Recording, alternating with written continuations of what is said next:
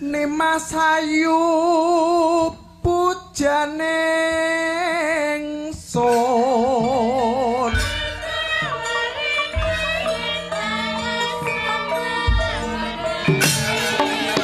Guru Tono Brangta mami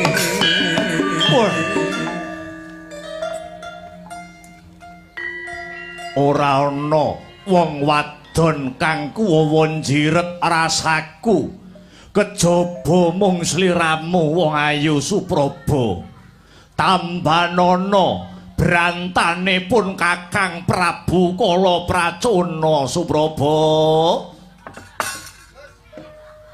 mara madhep papun kakak joga weku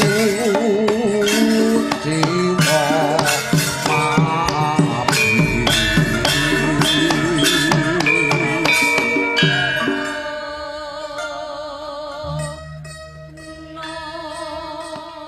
wiwit pucuk rambut nganti tekan jempol suku babar pisan ora ana gethek cirine wong ayu kalamun Supraba kelakon dadi bojone Kalapracana sliramu ora bakal tiba aning parang curi nanging bakal tiba ana kasur babut Supraba sarta dua kang nandang tresna pun ingsun kanthi sarasmi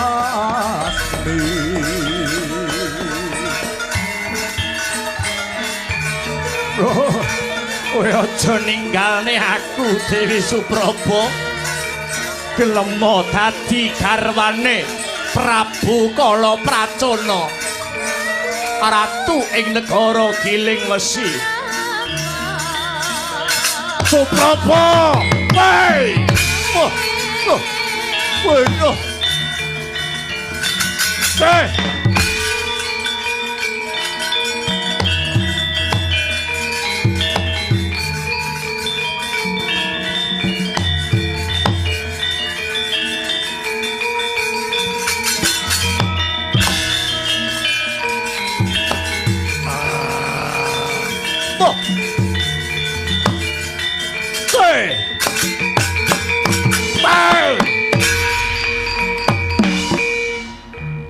Ratu negara Giling Wesi Prabu Kalapracana iki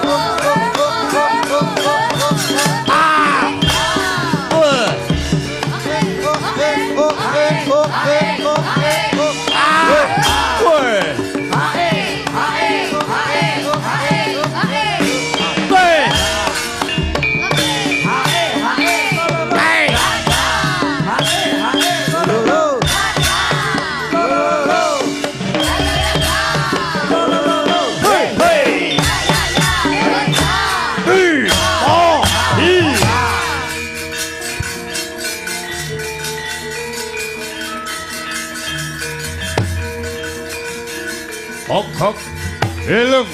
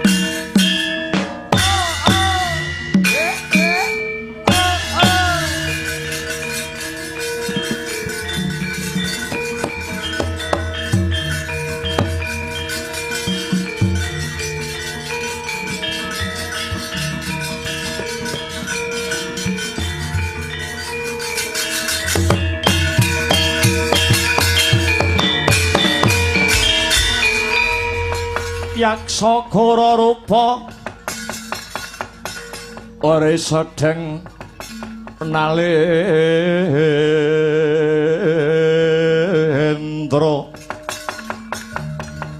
yaksa laku kang palwaya ingkang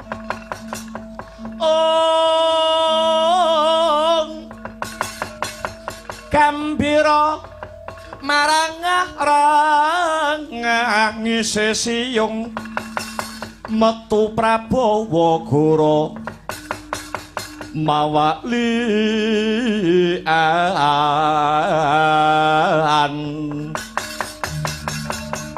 Ditya Durbala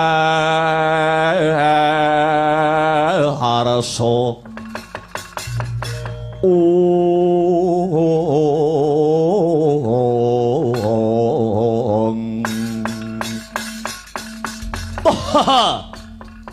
Hong tete yuwang kala ludara Mas Patik Raja Dewaku bojleng-bojleng iblis laknat padha jek-jek kantaka kula wonten dawuh tinimbalan sinuwun ratu jimat pepundhen kula donya prapteng delahan sinuwun Prabu Kala Pracona ratu ing negari Giling Wesi amiji keng abdi kula pun togok teja mantri semono uga kowe mbelung wonten dawuh juragan lara awakmu mboten jembrot kabeh dalane ya kados pundi sinuwun anane kowe bocah loro sun timbali adoh ndak awe cerak-cerak saya ndak raketage kawruhanana yen ri palungguhan iki ratu Gusti ing negara Giling Wesi aku Prabu Kala Pracona nedheng ke taman Kunjana Papa Kunjana Papa pancen bener Kunjana tegese edan Papa tegese lara aku lagi lara kedanan gok nyuwun sewu panjenengan sinuwun Prabu Kala Pracona kedanan kalih sinten gok dina sak mengko atiku lagi gandrung kepaung lawan mustikaning widodari ing kahyangan Suralaya kang sesilie Dewi Supraba gok Dewi Supraba kapara nyata mula wektu dina iki aku wis kongkonan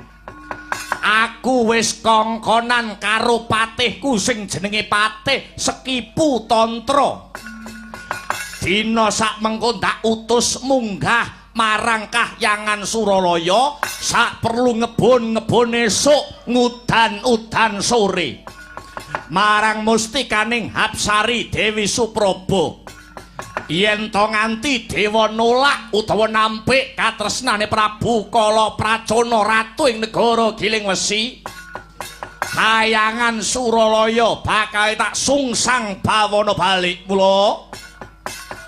Mula sak mengko kari ngenteni tekane patihku sing tak tresnani, Patih Sekipu Tantra, kanthi nggawa kabar, kanthi nggawa pawarta kira-kira panglamare Prabu Kala Pracona iki mengko ditampa apa ditampik kelawan para dewa.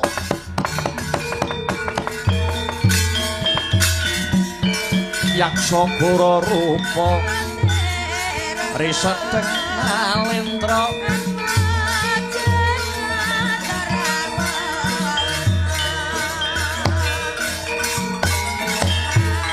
yaksa araku kang malwaya ingkang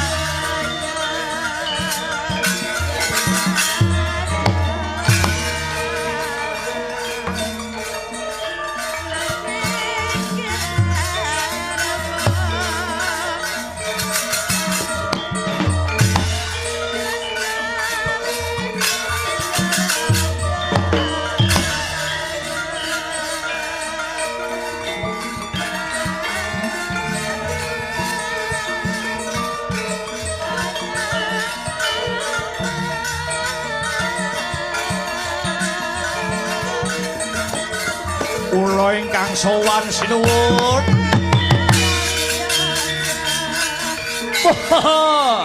Sekipu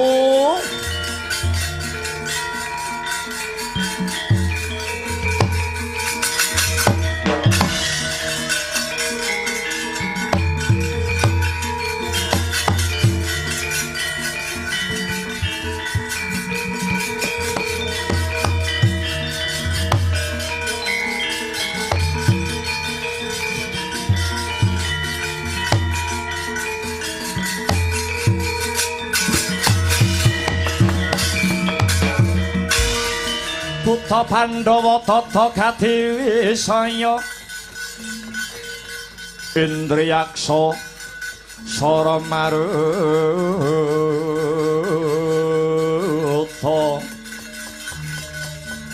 Pawana Pana Margana, Samirana lan Warahayang.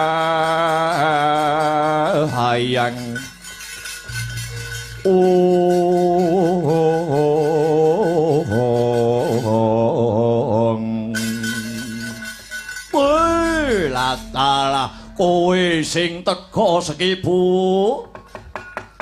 nuwun inggih sinuwun, sinuwun jimat pepundhen kula Prabu Kala Pracona. Nganti cumengklungen nggonku ngenteni tekamu bebasan kaya ngenteni sileming palwa gabus kumambanging watu item. Kepiye? Kepiye mungguh pawardane te? Panglamarku ditampa apa ditampik kelawan para dewa?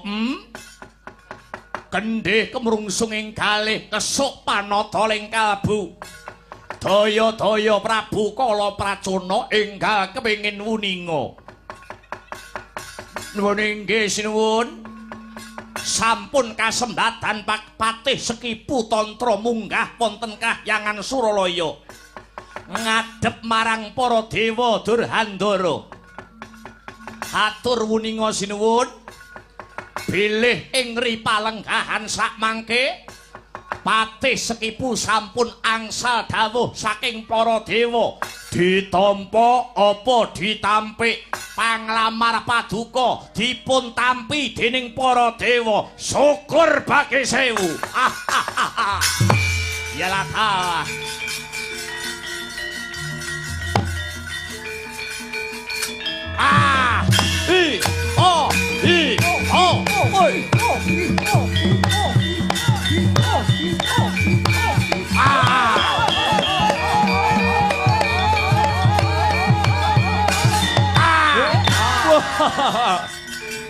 Matur nuwun Sekipu. Tah.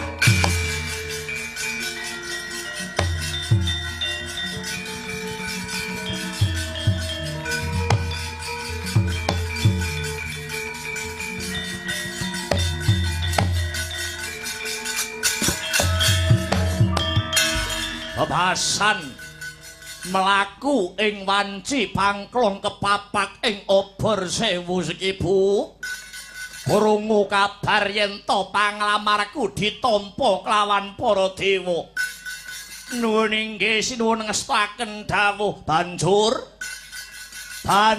besok kapan dina lan sasine aku bisa dedhaupan kelawan mantasaning widodari Dewi Suprabawati Sekipu. Duh sinuwun mugi kawuningan manut dawuh pangandikanipun para dewa dina lan sasinipun anggenipun paduka dedhaupan kalian Dewi Supraba sampun dipun temtokaken kalian para Jawata. Woi lah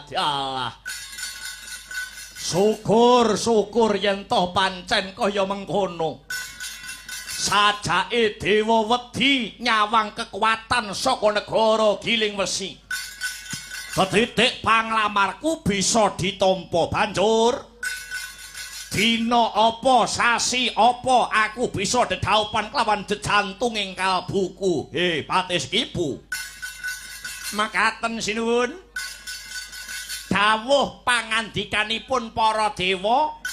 Paduka sinuwun Prabu Kala Pracona dhaup kalian Dewi Supraba benjang dintenipun dina Selasa kliwat sasine Jumadi lawas kalian paduka ken ngenteni bosoke beling.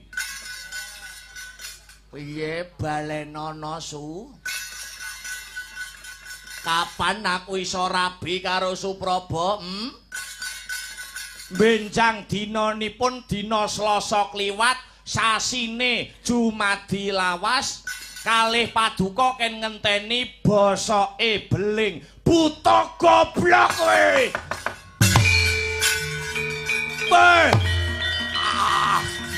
Buta pengung.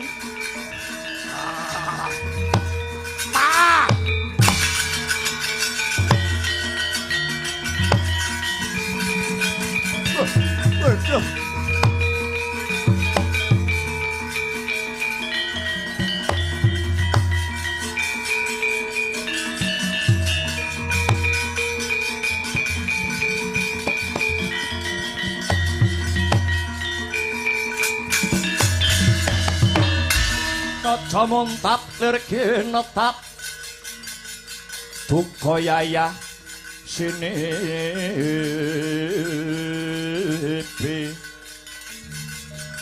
jojo tang mawinga-winga wengis kumedhot matur ning wadi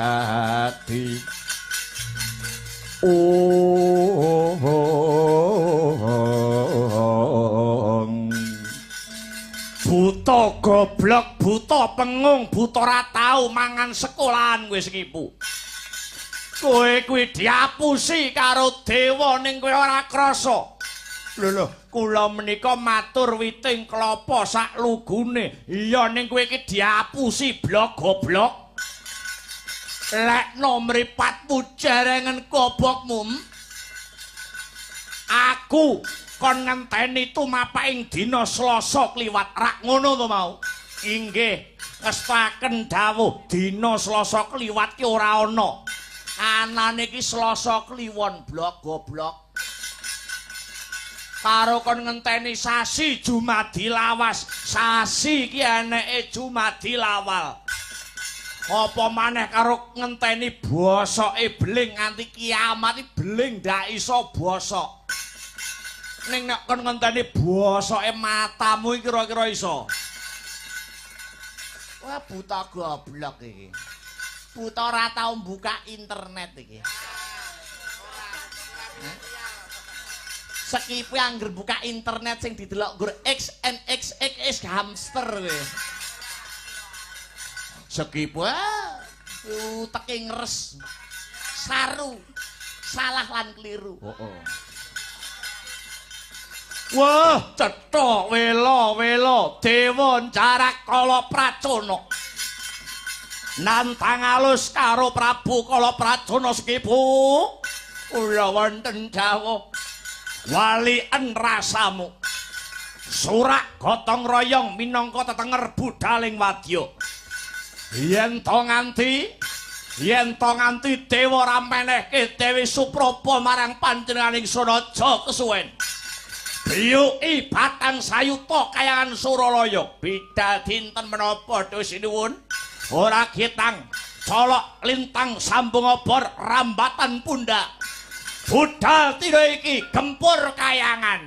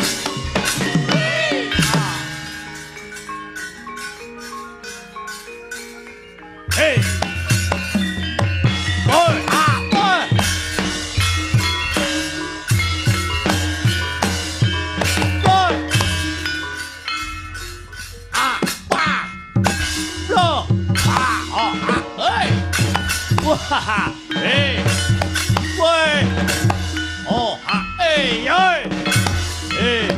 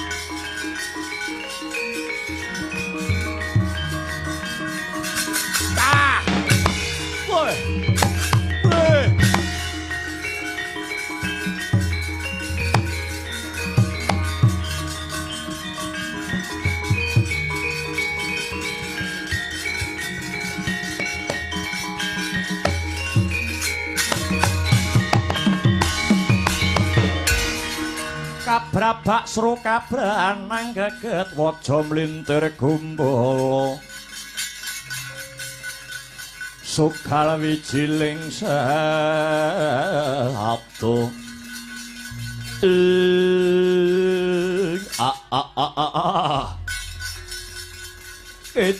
kece wali kece sadat setan wali kobra sajake dewa padha wedi karo patih Sekipu Tantra ketitik lawang kahyangan lawang sela matangkep ditutup rapet amarga wis wanuh wani ngapusi marang patih Sekipu Tantra.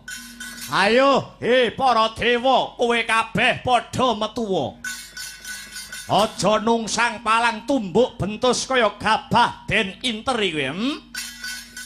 Tak wenehi wektu telung kedepan janji ra metu saka lawang sela matangkep kayangan Suralaya tak dadekke segara geni. Sekipu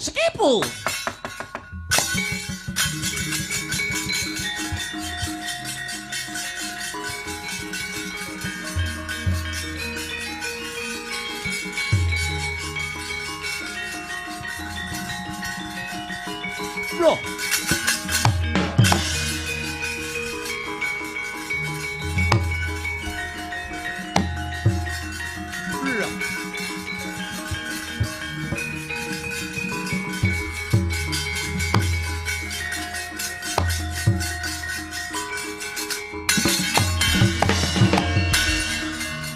iki yen dak sawang sajake kaya pukulun Bathara Narada. Yah, pancen bener Sekipu. Ayo, dewa wis ngapusi karo patih Sekipu Tantra. Saiki gelem ora gelem dewa kudu masrahke Dewi Supraba kanggo jatuh kramane Ratu Gustiku Prabu Kalapracana. Dewa ngapusi, dewa apus krama marang jeneng kita, ora jeneng dewa wedi karo kowe Sekipu. Malah dina iki dewa bakal ngadani wujute Giri Swayembara. Apa swayembarane Bathara Narada? dewa duwe jago. Yen kita sekipu cilike ngasorake gedene bisa mateni jagone dewa, bakale kasembadan anggone Ratu Gustimu Prabu Kalapracana duweni kepengin rabi kelawan mantasane widodari kang sesilie Dewi Supraba. Yen mangkono ndi jagone dewa Sekipu ora bakal miris maras taker marus. Kawruhanana Sekipu. Iki sing tak gendong iki bayi kang umure setahun durung ilang pupuk lempuyang iki patenana. Yen kita Sekipu bisa mateni bocah sing tak gendong iki, Surup Surya Dewi Supraba bakal ulun udunake saka Kahyangan Suralaya marang negara Giling Wesi. Bagus. Sajake dewa wis kentekan akal. Dewa wis kentekan akal apa donya kurang jalma apa jagat kurang umat. Kok bocah wingi sore didadekke jagone dewa. Wis ora sah kakan gunem sing tanpa guna. Enggal tindakno, patenono bocah iki Sekipu.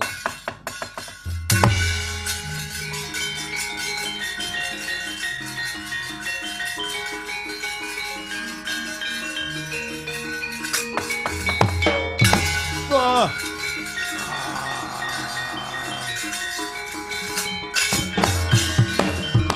Wah, dewa wis mlinger kiblate.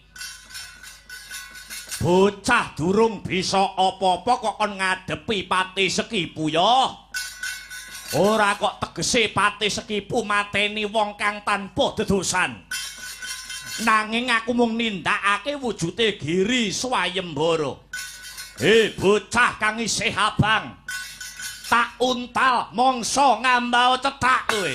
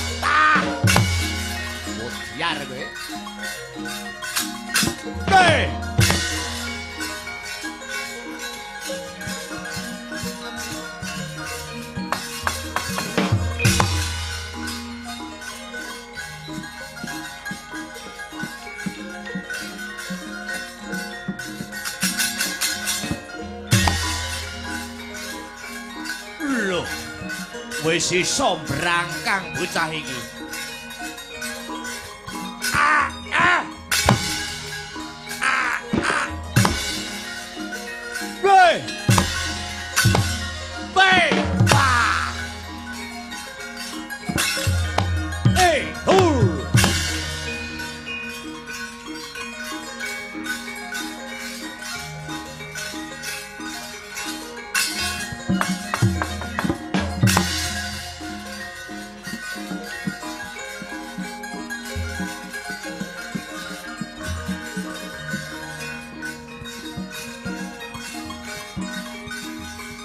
Loh, wis iso terantanan.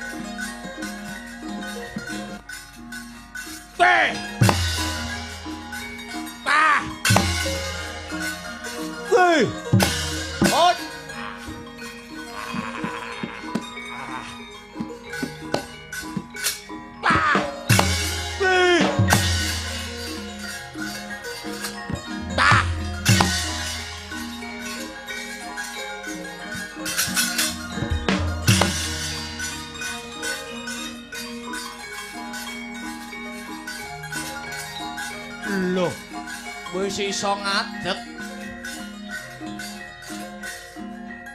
Wah! Wah! Wah!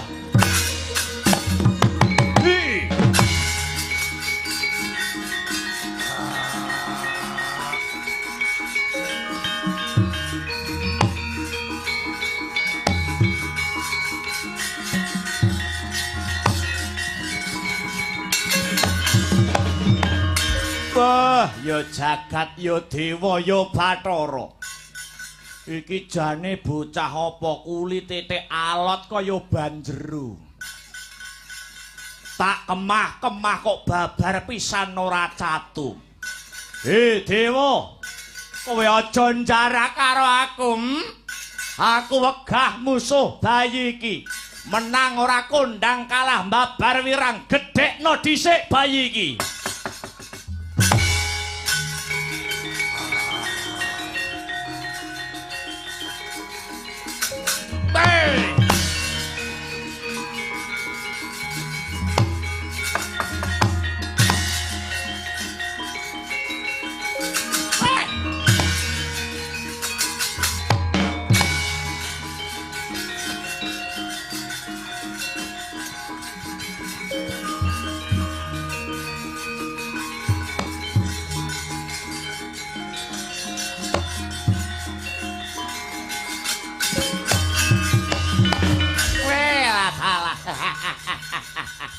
Senadyan isih bayi, bocah iki wis ketok sing dadi kasektene. Ketitik dipolok gantang dicakot babar pisan ora tumomono kulite jabang bayi iki. Sekipu, yen pancen jeneng kita Patih Sekipu pengen bayi iki tak gedhekke lho dhisik, ya tak turuti apa sing dadi kepinginanmu.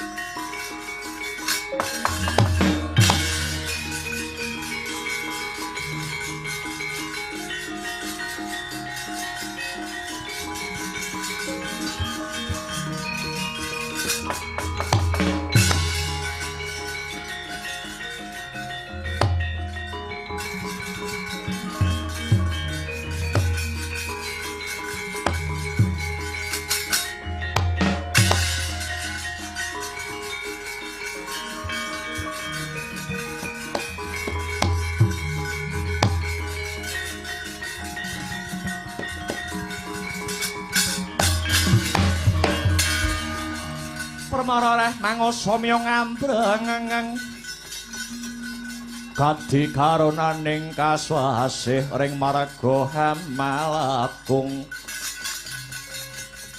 risang gandha wastrat maja leng-leng lalu mangul adi Surya mangrangsang waya Surya mangrangsang waya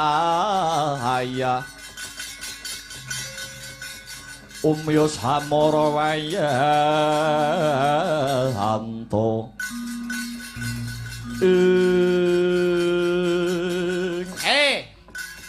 Empu Rama Yadi kula wonten dawuh pukulun kowe ning kahyangan kene duweni kewajibanmu ya kuwi dadi tukang pandhe. Lah dina iki ana pakaryan kanggo jeneng kita ya kuwi bayi sing tak gendong iki jedinen ana sajroning kawah Candra Dimuka. Mbuh piye caramu, mbuh piye reka dayamu? Aku kepengin meruhi bocah iki dadi dewasa. Sing sentosa otot bebalunge. Karena bakal dadi calon jagone dewa mateni Ratu Hambek Angkara Murka. Menawi mekaten kula namung ndederek pukulun Bathara Narada. Bagus. Lah banjur kira-kira piye caramu Empu Rama Yadi? Kula aturi paduka pukulun Bathara Narada nglumpukaken para dewa kinen ngempalaken gegaman kang sarta pusakanipun piyambak-piyambak. Sedaya dewa kadhawuhna nglebetaken dedamel wonten sajroning kawah Candra Dimuka kala wau.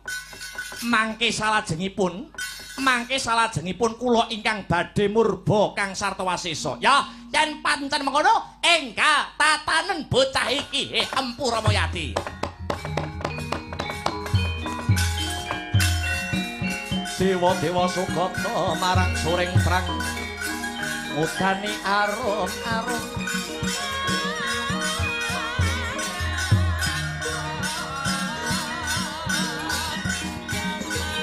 ngendanu ing wiyat narada ngepalani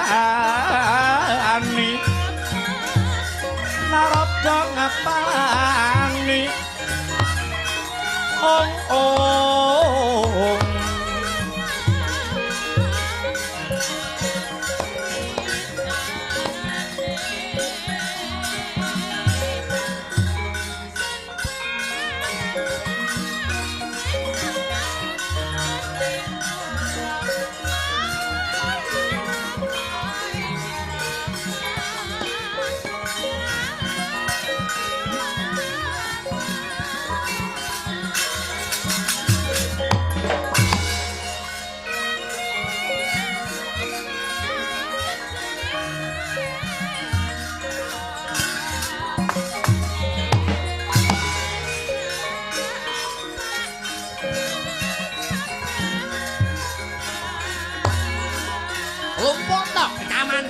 para Jawata leburan ana sadroning kawah Candra Dimuka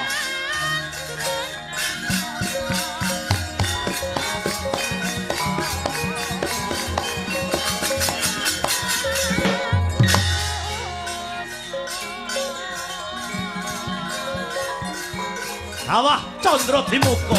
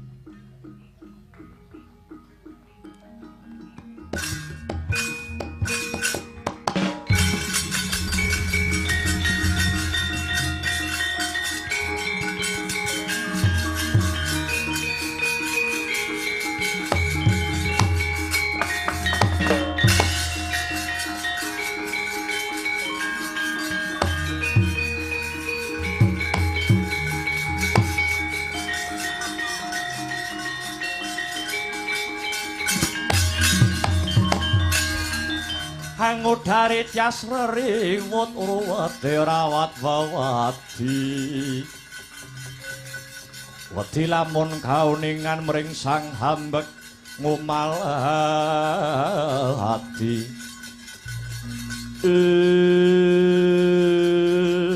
manghalat-halat uruping geni Candra Dimuka kaya arsa handilat langit jumaleder swarane gawe giris pauta sampun kalebetaken sedaya gaman kang sarta pusakane para Jawata gada bindi tombak candra satrisula keris cundrik sedaya wis manjing mring kawah dadya jenang ilang lebur dadi bubur tanggap sang empu Ramayadi den uncalake jabang tetuka mring sajroning kawah Candra Dimuka tan sakwetawis dangu dadya satriya gagah prakosa glewo kaya golek kencana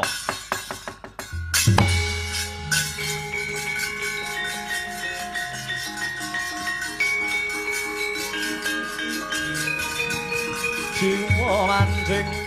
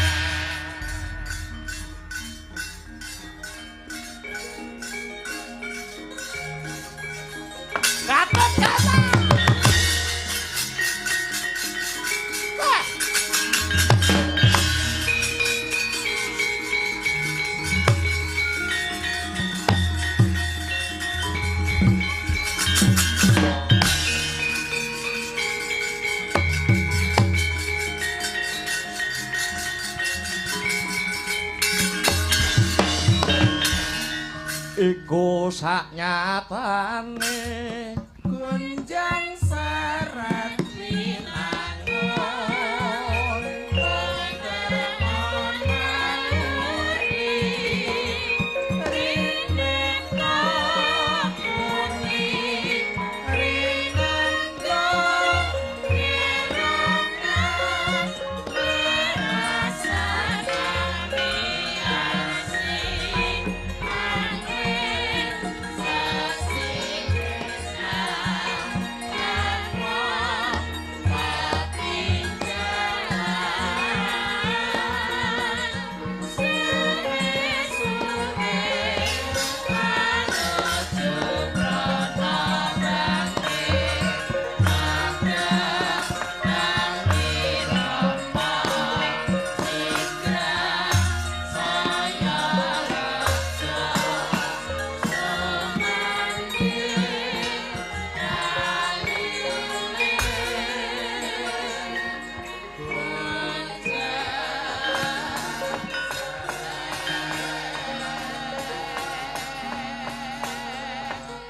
Adi Guru.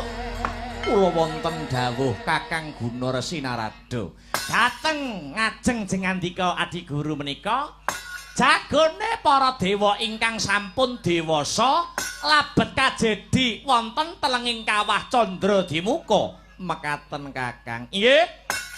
Lare menika Jabang Tetuka menika dipun jenang mawi saliring dedamel ganda bindi tombak candrasa keris suksara denda cundrik lan sak panunggalanipun.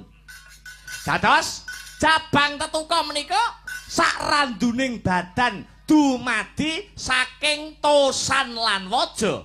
Mekaten Kakang Gunaresi Narada. Lakar kados mekaten. Lho nggih. Kula sampun hanyekseni pranyata Tetuka sampun gagah prakusa kenceng kumarenceng otot kang sarta bebahune. Polatane hangengkreng jenggureng nanging lamun kapandeng katon kebagusane. Lho nggih.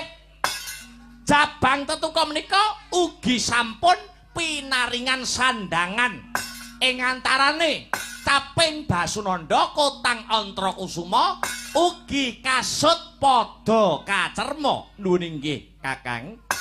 Kagem jangkepipun pusaka Jabang Tetuka badhe kula tambahi pusaka wujudipun nami. Badhe kaparingan nami sinten Adi Guru? Kula aturi hanyekseni Kakang. Lare menika badhe kula paringi tetenger Raden Gatotkaca ya Guru Handaya ya Purbaya ya Inten Simbarja.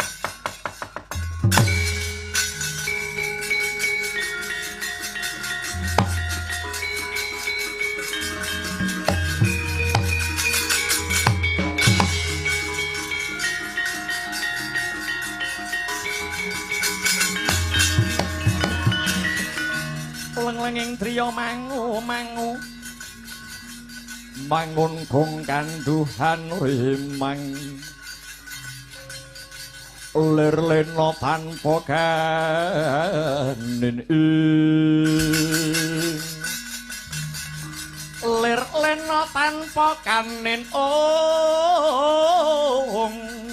yen tantulusa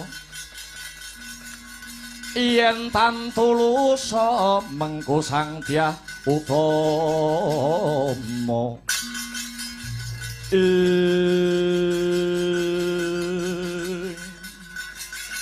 asma kinarya japa menapa ingkang dados werdinipun sedaya nami kala mau Adi Guru? Kakang, Raden Gatotkaca menika tegese kempaling karusan utawi dedamel. Guru Handaya menika kinasih dening Hyang Guru. Purbaya menika ageng panguwasanipun. Inten Simbarja menika mengku werdi pepethingane satriya. Nanging nyuwun pangapunten, satriya menika dereng dipun paringi swara Adi Guru. Dadi upami didangu boten saged semaur. Upami ditakoni nggih gur meneng mawon, ora saged jawab. Mekaten Kakang. Nggih, arep ditakoni apa ora iso jawab, gur meneng. Mergo sabun. Kok iso sabun? Mboten, niki serius. Niki dereng angsal suwanten Adi Guru. Nggih. Gandeng raganipun Gatotkaca utawi Inten Simbarja menika dumadi saking sedaya senjata lan pusaka pramila. Suwaranipun badhe kula cipta saking geguntur utawi bledhek Kakang.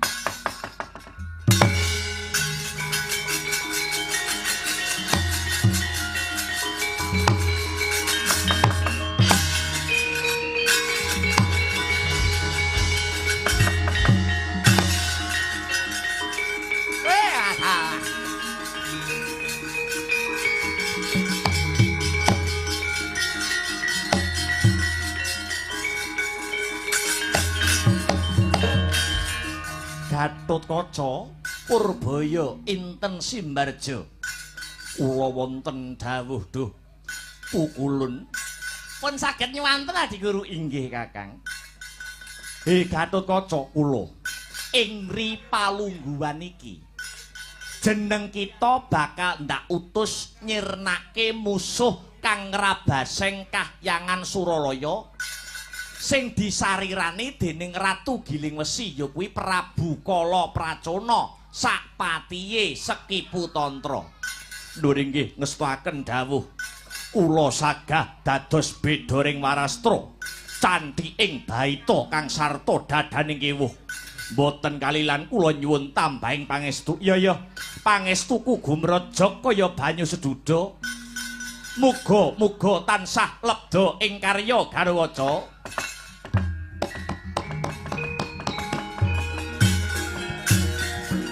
Rikata sang Gatotkaca tinon mapak arengga suta.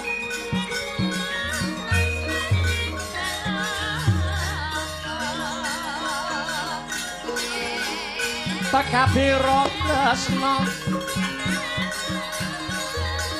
tekapira tresna Partomanar